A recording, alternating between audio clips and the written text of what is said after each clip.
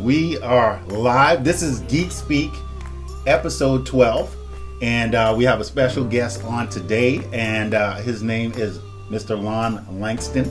And so, Lon, how has your week been so far? How's things going? It's been good. It's been really good. I mean, I get to interact with interesting people, and one of which this morning, so it's going well. Okay. So you said this morning, I don't want to get too far down the road, but I guess we'll. That was an executive coaching session, so okay. we'll talk more about that. But, Okay. Well, yeah, and that just ties into exactly what we're going to be talking about today, because on today's episode, Lon is an executive coach, and as a matter of fact, let me just read your bio. Okay. That just makes it easy so that everybody knows what you do and who you are. Okay. So, Lon is a graduate of the University of Georgia. In 1998, he began his career in the fast-paced, high-pressure wholesale produce industry as a sales rep and spent 16 years in management at organizations of all sizes, from small businesses to multi-billion-dollar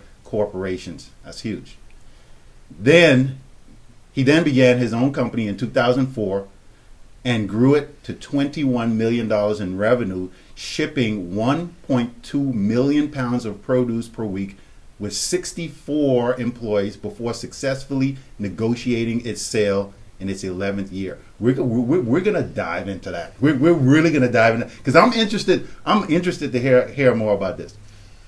So Lon has been deeply involved in the community, serving as the 2015 chairman of the Clayton County Chamber of Commerce, a board member of the Atlanta Aerotropolis Alliance, and a steering committee member of the Clayton County Economic Strategic Plan, president of the Atlanta Produce Dealers Association, and as a member of the Clayton State University's Foundation Board of Advisors and College of Business Board of Advisors. Most recently, Lon has been working as an executive coach, corporate trainer, and consultant, and is the executive in residence at Clayton State's University of Business. Lon's broad knowledge and business experience will be a great asset to companies around. And Lon was born in Atlanta. I'll let you guys know this now. Born and raised in Atlanta. That's rare. That's rare for a lot of people. Now. One of the few. Yeah. Not many people are actually born in Atlanta, so that's great. And lived in the metro area for the majority of his life. Lon and his wife have lived and worked in Clayton County and Henry counties for their entire careers. They've attended Community Bible Church, where Lon served as the elder board member, head greeter, and class leader. He enjoys running and reading. Lon always talks about running and reading, and we're gonna dive into that a little bit too. And on his business experience and this new opportunity, Lon has spent a lot of years in the trenches. I know firsthand the challenges and triumphs of starting, growing, and selling a business.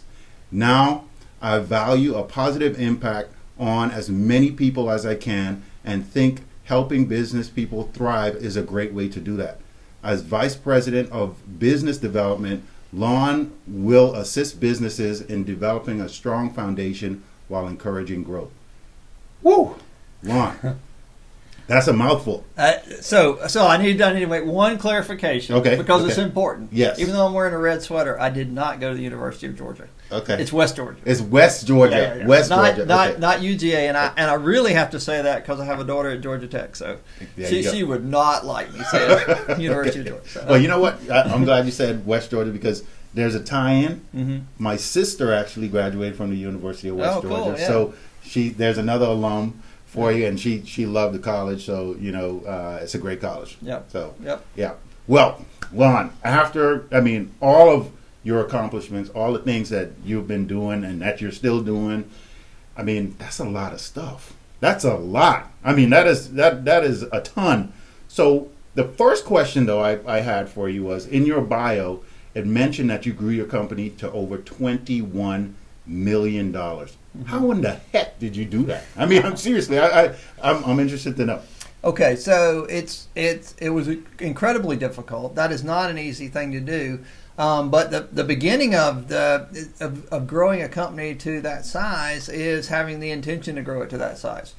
But I want to say this, that's revenue. That's not profit.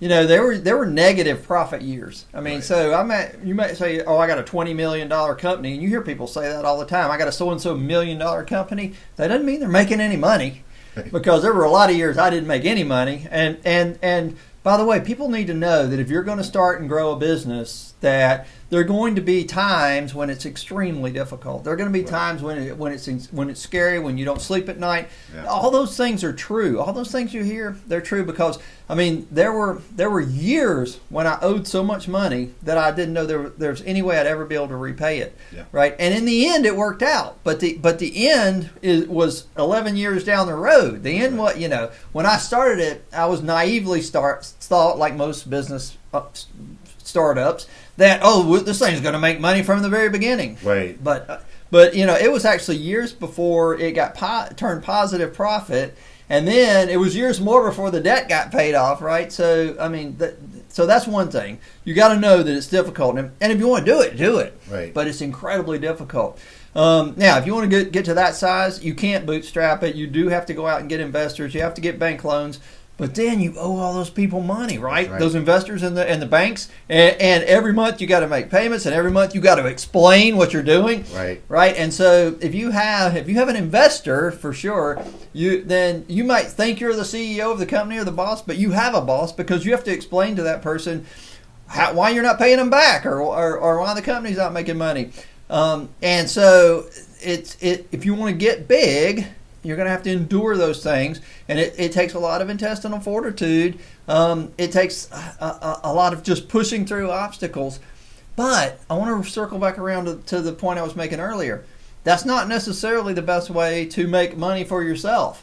Right? So a small company, even as small as just yourself and a laptop, might make more money than a $21 million company. Right?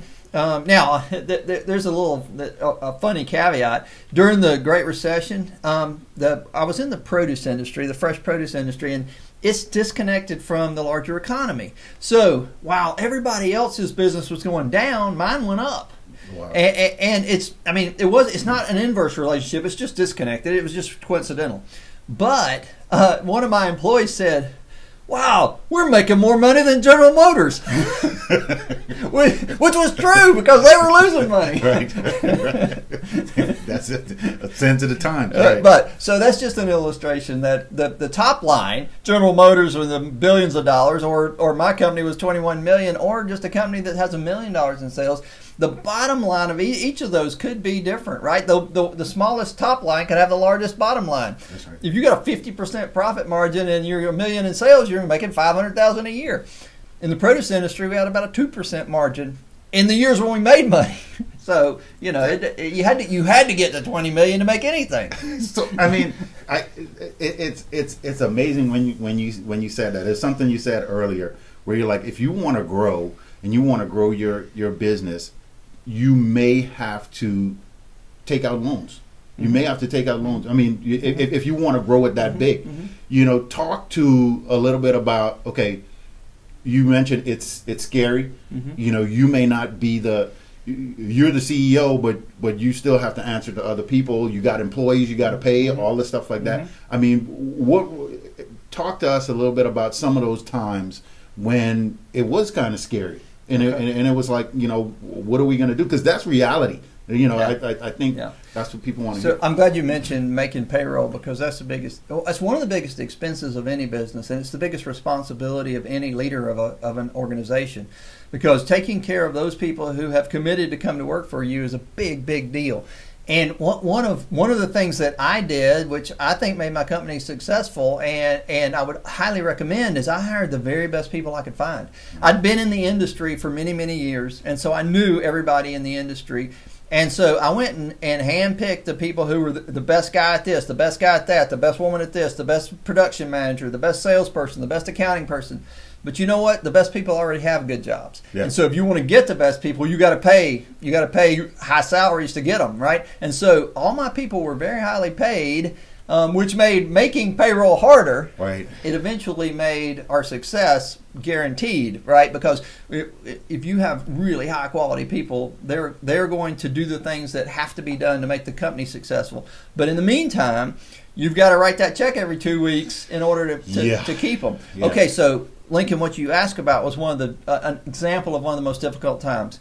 So I hired the best financial guy I'd ever worked with, a guy named Mike Blaine, and he set up the incredible systems for us. And I mean, we had accounting systems, financial systems, HR systems that were like a huge company, right? Even though we were just a startup, because Mike Blaine was so smart.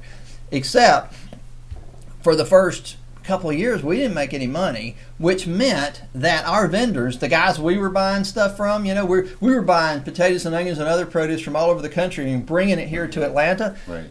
Those guys wanted to be paid every week. Right. And so Mike was in charge of the vendor check run. And after a year, it was almost exactly a year, he came to me and he said, I can't take this stress anymore, because what would happen was we didn't have the money to pay them. Right. So the checks, he'd cut the checks to the vendors, and they just pile up on his desk. Wow. Because he couldn't mail them because they wouldn't clear. Right. Yeah. And so he was trying to figure out which one can I mail this week and which one can I mail this week. And then they were calling him and asking him, why haven't you sent my money? And he had to get. And so he finally said, you know what? I can't do this anymore. It's just too much stress. So he went back to a corporate job. Okay. Wow. That was a terrible moment because yeah. I'd come up on the sales side of the business. I didn't understand anything about the back office. I didn't understand anything about accounting and finance and cash flow. Right. But you know what? It turned out to be a great learning experience for me, because I couldn't then afford to hire somebody to replace him. We were losing money, and so I hired somebody who was a very competent bookkeeper. Very high attention to detail. But then she was doing like the bottom 75% of the controller job, and I took on the top 25%, which by top 25% I meant all the decision making. That means I had to decide which vendors to pay, and I had to answer the phone calls and tell them how much they were going to get and why they weren't going to get what they wanted. Wow. But you know what? That was a fantastic experience, because I built systems to pay vendors that I used until I sold the company, and it taught me the whole cash flow side of the business. It also taught me the balance sheet side of the business, which I had never known before. So it enforced upon me this education that I probably would not have sought out. Right. So it forced you to take on responsibilities, like you're saying, that you would have never. And in most businesses, that sometimes that's what happens, where you don't really have to take on that responsibility, so you leave it to somebody else, and then if they're not responsible enough, then your company could be you could be in real jeopardy. Yeah. So that was a blessing that happened. So you talked a little bit about the business side and the sales, and that you were kind of responsible for, and then taking on that financial side. This is a marketing podcast, right? That has business tied into it. Like when during this time, what we talk about this as being back in 2004, right? Yeah. What type of marketing, were you doing back there, if any, or what type of things were you doing from a marketing perspective? Not enough. I mean, if I had it to do over again, I would certainly do marketing better. I would hope that I would know Lincoln back then, and that he could do marketing for me, because I certainly was not doing it well.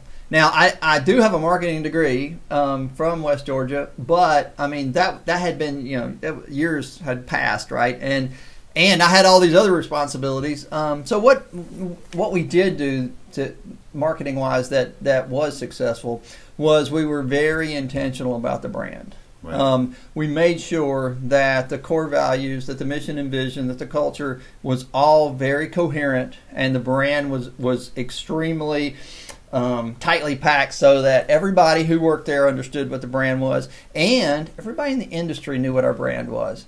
Right? And so they knew, if you want this product and you want this quality and you want this level of service, then you come to us, right? If you want to buy it, cheaper or whatever, you go somewhere else, because we were a higher price but a higher quality kind of offering. Right. But maintaining the integrity of the brand was something we did right in terms of marketing. And then the other thing we did was trade shows. I mean, Okay. we just did industry trade shows. Yeah. And we would set up the booth, right? But the main thing really was, I mean, we do a nice PowerPoint deck or whatever and some nice banners. But the main thing was we sent our highest quality people to the trade shows. I mean, we didn't send like hourly workers. Right.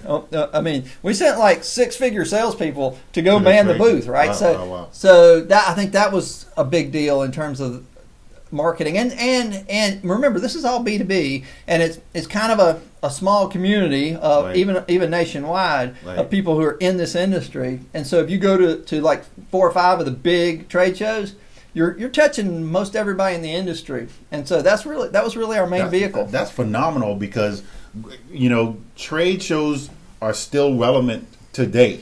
I mean, if you're looking at, I know there's digital strategies, you got social media, you got LinkedIn, you got all these other platforms, Google and all this stuff. But trade shows are actually critical today to a lot of businesses, especially like you said, it was a small subset of people because it's such a niche, right? Niche type B2B business. And then, you being in there with those people, that gives you that visibility that you need with those individuals now. Right.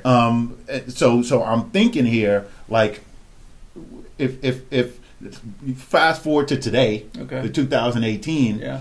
and somebody is in the produce industry or they're in another industry, they could be in whatever business. You guys might be listening to this, and you're in marketing. You're a small mom and pop. You may be in produce. You may be in IT. You may be whatever, right? And there are industry specific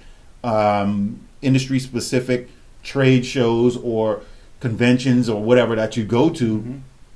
Do you think, and I know we talked about this a little bit earlier before we even started the podcast, that trade show strategy tied in with LinkedIn now, do you think that, and LinkedIn wasn't really doing what it's doing now back then, nobody really was even on LinkedIn like that, but nowadays, fast forward, you can really connect with those same individuals, not saying don't do the trade shows, but do the trade shows and then also tie in some sort of LinkedIn strategy. Do you think that could be something? Yeah, absolutely. I mean, I'm not a social media marketing expert at all, but I do feel like kind of intuitively that LinkedIn is the main platform for B2B.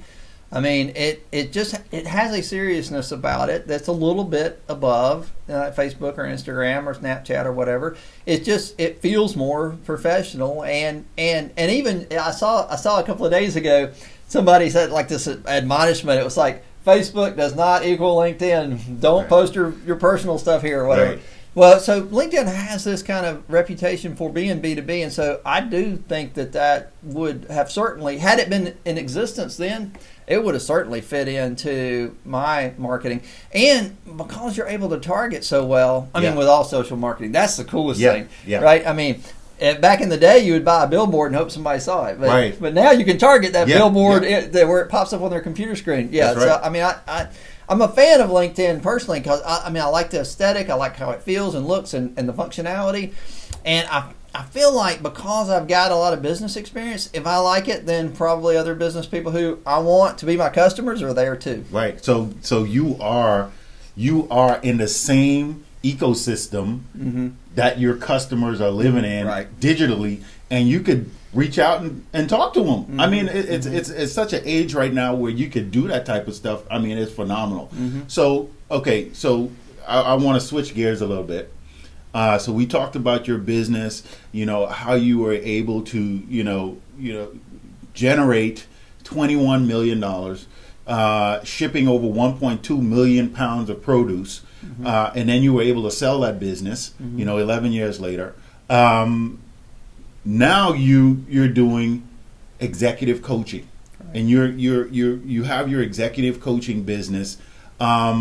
Tell us a little bit about that. How did that all come about? I mean, so from the time you sold your business, and now you're going into executive coaching. And a second part to that is during the years when you were building your produce business, were you also doing that at the same time, or how did that all come about? Okay. So all my experiences up until I sold my produce company kind of led me to being an executive coach and kind of a medium-sized business consultant. First of all, there was a serendipitous moment when I was at University of West Georgia, which, by the way, it was so long ago that they called it West Georgia College. But in one of my first marketing classes, it was like one of these lower level classes with 150 people in a lecture hall, but it was taught by the dean of the College of Business, John Hunsucker, and he played us a cassette tape. That tells you when it was. Yeah. He played us a cassette tape of Tom Peters talking about the book In Search of Excellence, because the book In Search of Excellence had just come out the year before. And so when I heard Tom Peters talking about In Search of Excellence, and Tom Peters, if you've ever heard him talk, is so passionate in his delivery, I was like, man, I love this stuff. Well, that started me on this multi-decade quest to learn all I could learn about what I didn't even know necessarily what to call it back then. I mean, they called it management, and then later they started calling it leadership. But then I realized, it's more than management and leadership, and I really think this thing called behavioral economics now captures it even better. Right. You kind of layer that on top of management and leadership. Okay, so it started with Tom Peters, and I'm thinking, whoa, I love what this guy's saying. I want to do those things that he's saying. And then when I got out of college, I worked for a really small company, and then I worked for a multi-billion-dollar company, and then I started my own company. Mm-hmm. So I had this broad range of experiences. Plus the experiences with being involved with a lot of nonprofits. I was on several nonprofit boards, the church and the chamber and different charity organizations. And so you start seeing, okay, how this organization runs this way and this organization runs this way. And you can do compare and contrast, right? And so you start understanding, oh, wait a minute, the culture of the organization makes a big difference. Right, and so when we say culture of the organization, what we're really talking about is like the personality of the organization, right? And so I started realizing that makes a huge difference. Okay, now I was still feeling this this call to. I thought it was to do the things Tom Peters said, but I later realized it was like, no, you want to be Tom Peters. So, about in 2007, I guess. Some guys and I formed this group called the Christian Executive Group, and maybe unbeknownst to them, they were kind of my guinea pigs. I started doing the executive coaching with that group of guys, right? And we met every month for 7 years. Wow. And so I got a lot of experience working with those guys, and so I really started it before I sold the produce company. And another thing that fits into the story is I always wanted to be out of the produce business. And I never felt like that was my calling. That was just what I ended up in because of circumstances. Right. Primarily because I was a really bad student, and because I was incredibly introverted and could not do an interview to save my life. So I kind of had to take the job that was available to me, which was kind of bad, So that got me in the produce business. Gotcha. Yeah. And so I always wanted out of it. So actually having my own company was really a plan to get out of the produce business. And so along the way, I'm planning to get out by building this company to sell. Plus, I'm also planning what am I going to do when I get out, which was the executive coaching and medium-sized business consulting, right? Because now all those people who run those size businesses, right. Say 20 million to 100 million in revenue or 20 to 200 employees, those were my friends, and those were my customers, and those were my vendors, and so I had this intimate understanding of how to make those businesses work and not work. And I also realized, after talking to, probably hundreds over the years of business owners and senior managers in these size companies, that they tend to really understand how to do their specific thing, whatever it is. Whether it's selling cars or selling potatoes, they really understand how to do that thing. Right. But they get to this point where the business gets so big that they don't really understand how to run a larger organization. And they say this one phrase. They say, "I feel stuck." And when I hear somebody say, "I feel stuck," I'm like, I can help you because I understand it. And so, tie this back to that incident we talked about earlier when my controller quit, my financial controller quit, and I had to learn other aspects of the business. A lot of people haven't learned other aspects of the business, and so that I think that was part, serendipitously, that was a blessing, like you said, Lincoln, that helped me be able to now do what I do, which is help medium-sized business owners or senior managers. That's phenomenal because, I know what you do from a coaching perspective, and I've, also personally spoken to some people that have taken your coaching classes, and I know personally me. Every time I talk to you, you're like a wealth of knowledge. You're like book. I mean, and we're gonna get to some books, but you're like a library. You're like a walking library that just you take your knowledge and you share that with everybody. And I just want to acknowledge some people that are tuning in. Carly, hey Carly, how you doing? And Eric, thank you for joining. I always like to, just in the middle a little bit. For you guys that are listening to the podcast, we're also doing a Facebook Live, and we have people that jump on all the time, and they, jump in on and off, the broadcast, and really just show us some love. So thank you guys for jumping on. Appreciate it. Share it. Share this podcast with other people. But Lon, like I was mentioning, you are a wealth of knowledge when it comes to, every time I talk to you, I learn something new. I walk away with thought-provoking, okay, Lon said this is, I want to implement this in my business, and you do that all the time. And you always share with me books, you share podcasts, you share quotes. Mm-hmm. I mean, what are some of the top, if these are business owners that are listening to the podcast right now. Mm-hmm. They are looking to market their business. They're looking to get their business out there in front of some people. What are some books that you can think of, off the top of your head, or podcasts on our podcast, besides listening to the Geek Speak podcast? This should be the number one podcast that you're listening to. After this one, okay. Yeah. What's the next? What are some other resources that business owners can consume? Okay, I'll tell you one of my favorite ones is the Masters of Scale podcast by Reid Hoffman, and Reid Hoffman is the founder of LinkedIn.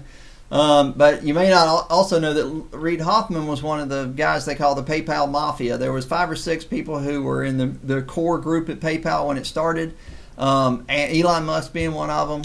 But all of those guys went on to found multi-billion-dollar companies after they left PayPal, and so they're called the PayPal Mafia. But Reid Hoffman is also called the Oracle of Silicon Valley, because everybody comes to him and asks him for advice. And he was an early investor in bunches of incredibly successful companies, most notably, I guess, is Facebook.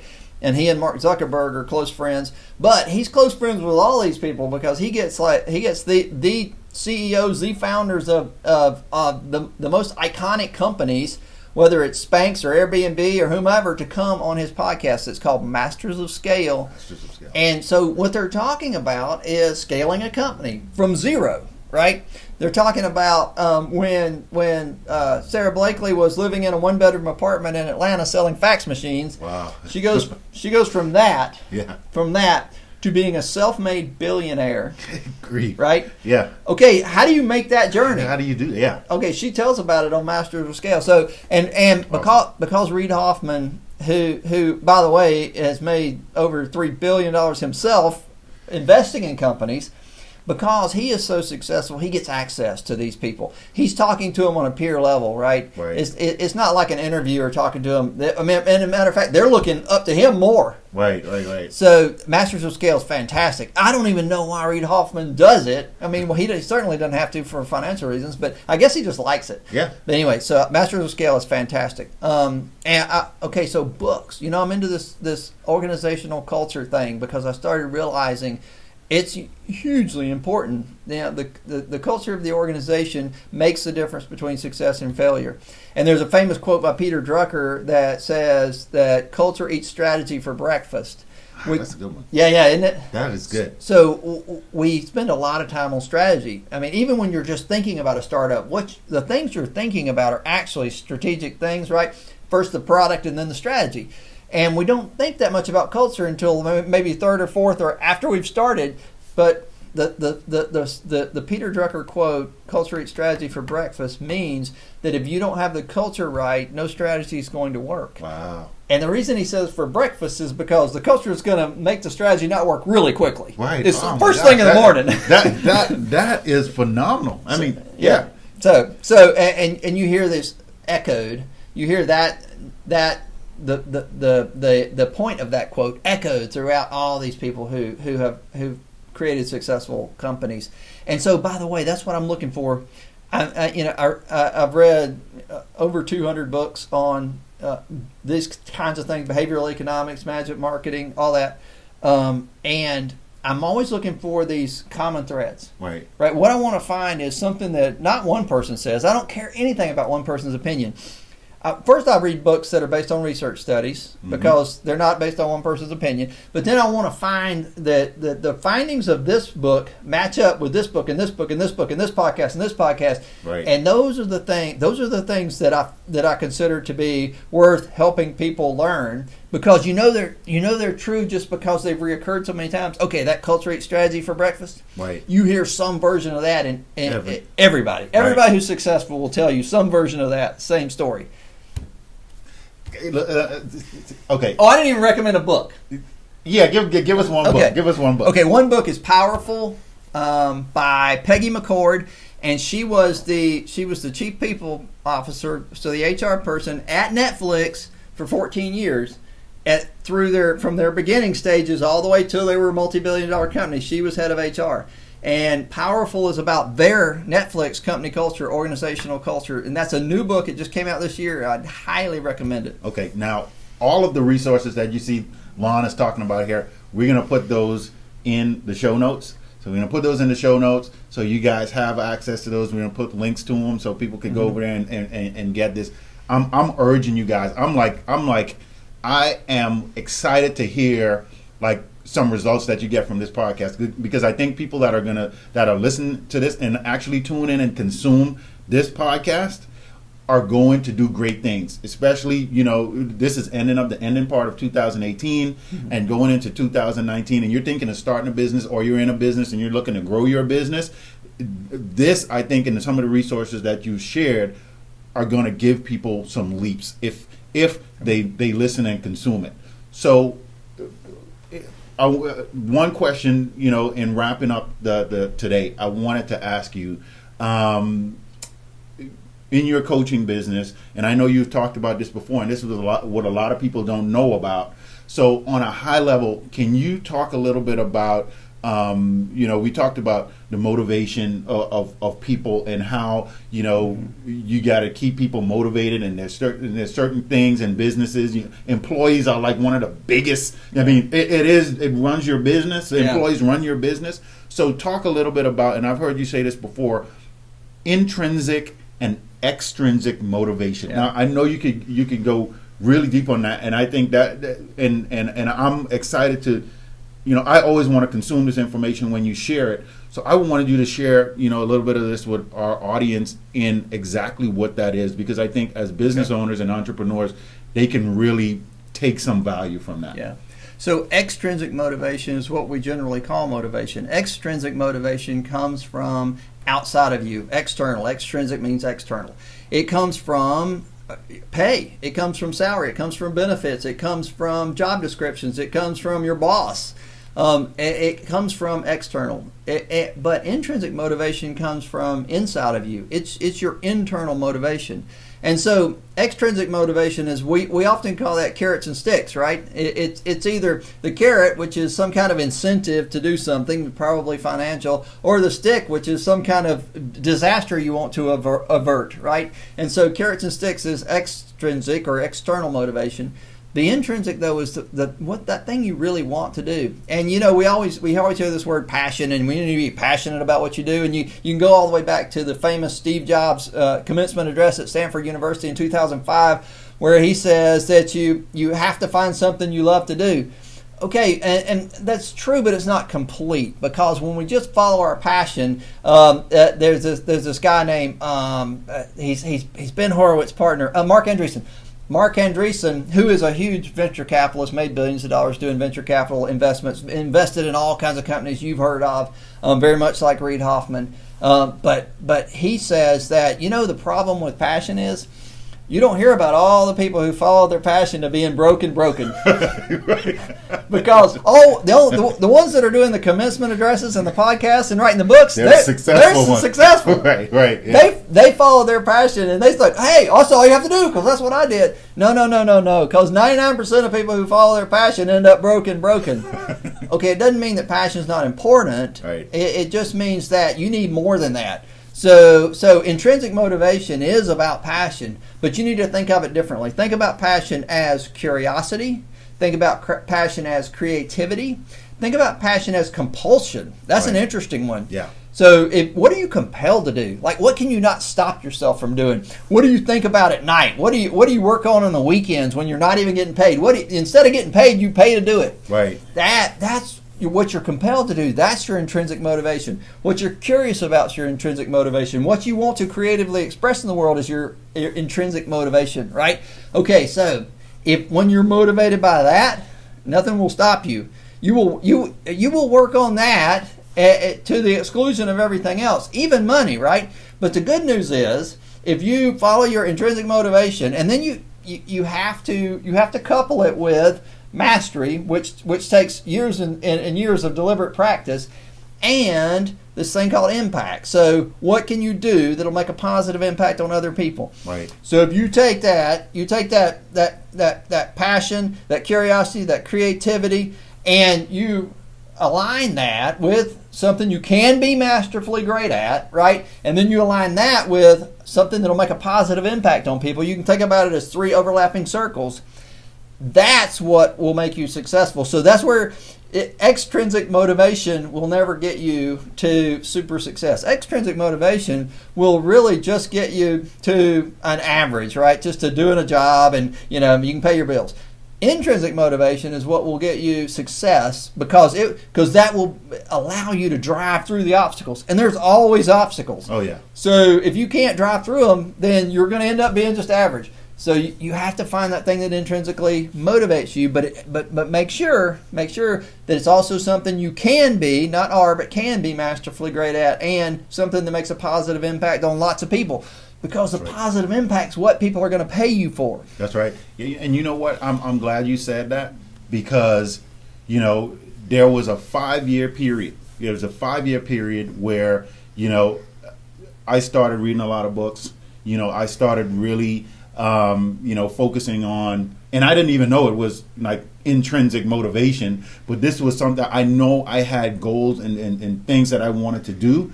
And, I focused so much on what made me happy and like you said, what I would do for free. And marketing is what I love the challenge of it. I love helping people, and I just love the fact that I love learning. And no matter what I do, I just kept feeding myself, and it really feels like it's not even a job. I feel like I'm cheating. Right. Yeah. I feel like I'm cheating. I can't believe they pay me to do this. Yes. Yeah. They literally pay me to do something that I would do for free. Yeah. And when you can get to that, you've aligned your intrinsic motivation with something you can be great at, with something that makes an impact. Right. Yes, absolutely. So I didn't even know I was doing that. You're doing that. So thank you, Lon. I appreciate that. So in wrapping up, how can people get in contact with you? If they wanna reach out to you and say, hey, look, I'm in a business, in the area that you're looking to work with businesses in, and they're like, I need some coaching. I need some executive coaching. How can they get in contact with you? So there's 2 quick and easy ways. One is lon@langston.net. Just email me, lon@langston.net, Langston, lon@langston.net. Yep. And the other one is connect with me on LinkedIn, right? Connect with me on LinkedIn, and then send me a private message on LinkedIn, because I love LinkedIn, and I'm there a lot. I'm looking at content a lot. I'm posting content a lot, so connect with me there. Awesome. Lon, it was a pleasure. For you being on podcast today. I mean, like I said, I learned something every single time we're on. We get to talk. And thank you for sharing what you share with our audience, because I know this is going to go a long way. I want to endorse Lincoln Parks because he's a great guy who's helped me a lot too. Really. Thank you. I appreciate it, Lon. All right, guys. So you heard it here first. This is Lon Langston. Go and connect with him on LinkedIn. He will read your message on LinkedIn. Yeah. And he's a real guy. He responds. Okay. There you go. Thank you guys for tuning in. We'll see you guys next week on Geek Speak. Take care. See ya.